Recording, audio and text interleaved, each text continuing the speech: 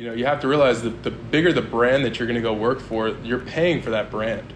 So if you go to work for a big brand, you're kind of paying for that brand, in whatever you do. And also, when it's a smaller team, you have a way more focused attention on each rep. Like when you have a big company like the one you're talking about, like Vivint or something like that, a big company, it's much more like diluted and there's less focus on each individual rep. So, in a smaller company, you have literally like the CEO who's so invested, so dedicated, like focused on you one-on-one. Yeah. It's a smaller company.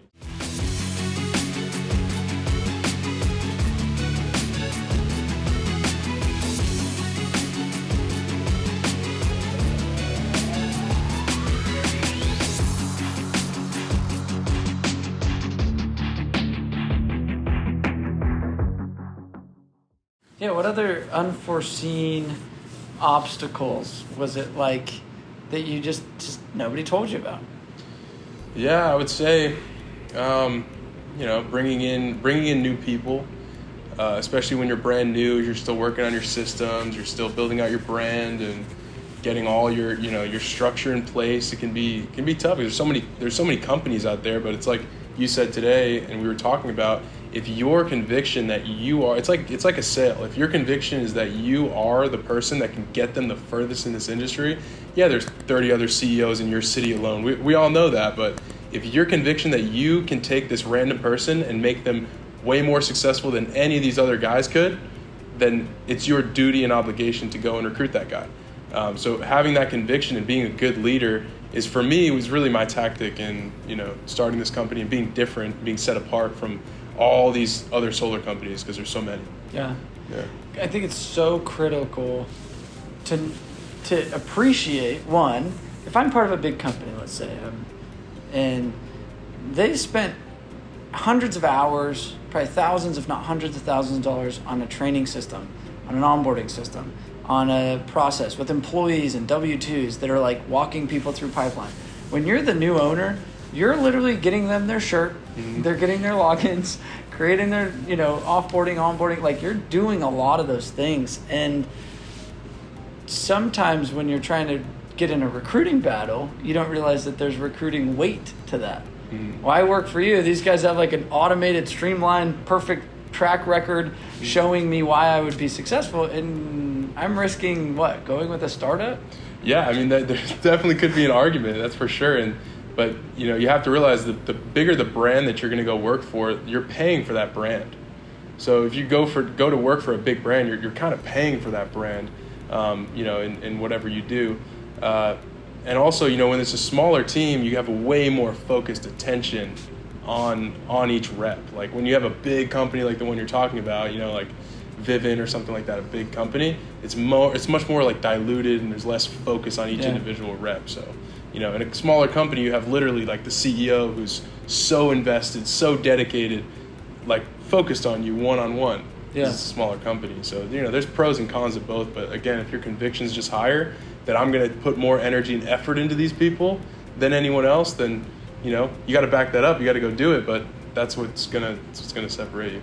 Love that. Guys, people pay attention to that conviction and probably resonate more with that than you probably give credit to.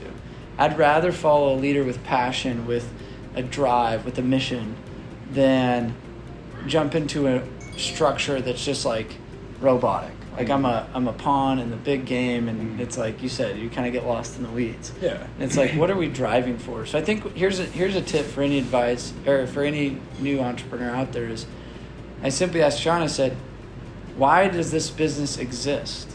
And his first initial reaction was like, I want to kick this dude's ass, I want to kick this dude's ass, I want to kick this dude's ass, I want to freaking be the best. And I was like, good. That's a good why. And I said, but that's more of a who. And I say, there's got to be a reason that's more in depth that one must explore to say your business exists because of.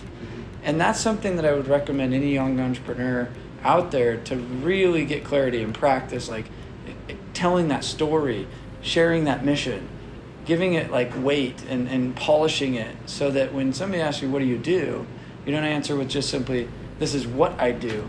But you say, my mission is this. Like mine is to unify, up level, bring honor and integrity to the door space. Like people are like, oh, whoa. And how I do that is I run masterminds, events, and tools, and online trainings, and you know what I mean, in other ways. But I'd rather answer with like, this is what I'm about. You know what I mean? And I think business owners are like, well, I just wanted to make a better paycheck. And I'm like, no, it'll get really messy early when you realize you don't have better paychecks, and you're like, this is hard. Yeah, exactly. And you'll go right back. Better paycheck, but again, it's just more work with less pay a lot of times. Yeah. Yeah, you got to have a why. You have to build your business, whether you're selling or you are starting your own business, around what lifestyle you want to have. And you know what lifestyle you want to build. Do you want more income to go and invest it, or do you just want more time to go and have free time?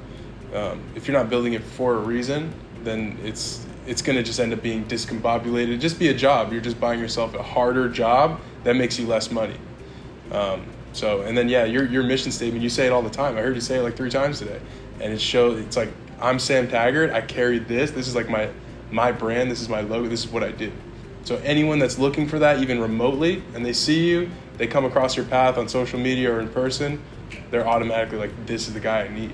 Yeah. Because you have that strong mission statement. And it encompasses, a mission should be including, meaning it's not just like, well, I just want to make more money. It's like, the mission has to be, I'm doing this selflessly so that I can impact this, or change this, and I think that's a vital piece is starting a business.